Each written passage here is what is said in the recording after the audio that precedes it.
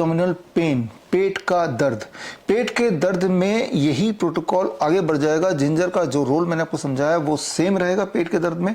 Even menstrual pain में भी, pen आने से पहले या पेन आने के दौरान, चाहे वो पेट का हो चाहे मेंस्ट्रुअल पेन हो, आपको ये 10 ग्राम जिंजर का सेवन करना है, चबा के उसको। That is how you have to consume. That becomes the first step, food as medicine. And the second step is this, ये सब रिसर्च पेपर है जिनको डिटेल में रिसर्च पेपर में, because we are talking of evidence based. हम सुनी सुनाई बातों पे पर हम कोई फॉर्मूला या कोई नुस्खा नहीं दे रहे हैं। ये नुस्खा नहीं, ये ऑलरेडी प्रूवन साइंस है, और उस प्रूवन साइंस के जो एविडेंस है वो आप यहाँ पे देख रहे हैं।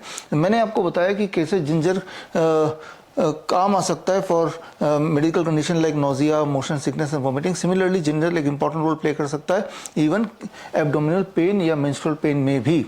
तो उसमें जो टोटल आपका डोसेज होगा वो 10 ग्राम का रहेगा फॉर वन टाइम, और ये डोसेज आप 3 घंटे बाद रिपीट कर सकते हैं अगर वो सिम्टम परसिस्ट करते हैं तो। अब बात कर लेते हैं फूड एज मेडिसिन के बाद pressure as medicine. Pressure as medicine में 2 इंपॉर्टेंट पॉइंट है। ये जो एक पॉइंट है, इस पॉइंट को याद रखना है। इस पॉइंट को आप स्क्रीन पे देखिए किस तरह से आप इसको आइडेंटिफाई करेंगे, और आइडेंटिफाई करने के बाद आप इस पॉइंट को स्टिमुलेट करना है। फॉर एग्जांपल अगर मुझे स्टिमुलेट करना है, अपने ही हाथ से खुद के भी कर सकते हैं, किसी और के भी कर सकते हैं। तो ये अंगूठा का इस्तेमाल किया और this is how I am stimulating 2 से 3 मिनट तक 2 kg, 1.5 से 2 kg का प्रेशर।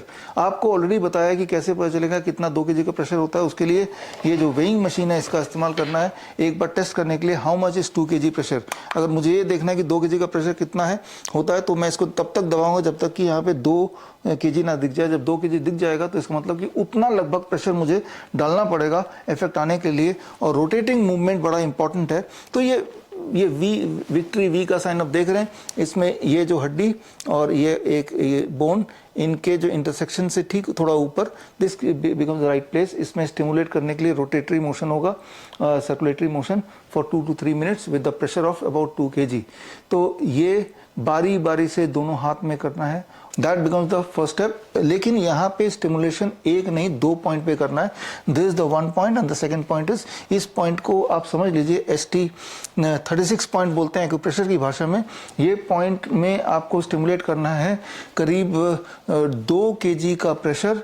इसमें 6 सेकेंड प्रेशर देना है, 2 सेकेंड के लिए आपको रिलीज करना है, फिर 6 सेकेंड प्रेशर देना है, फिर 2 सेकेंड रिलीज करना है।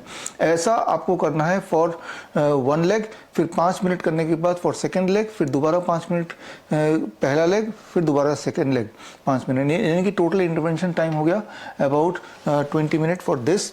और ये तो सिर्फ 2-2 मिनट करना है, यानी कि 25 मिनट बोल सकते हैं पूरा इंटरवेंशन है, जिससे आपको मेंस्ट्रुअल पेन हो, एब्डोमेनल पेन है, इसमें रिलीफ मिल सकता है। एक इंपॉर्टेंट बात है, अगर 20-25 मिनट में रिलीफ मिल रहा है तो सोचिए this can be called as a fastest drugless drug of the world.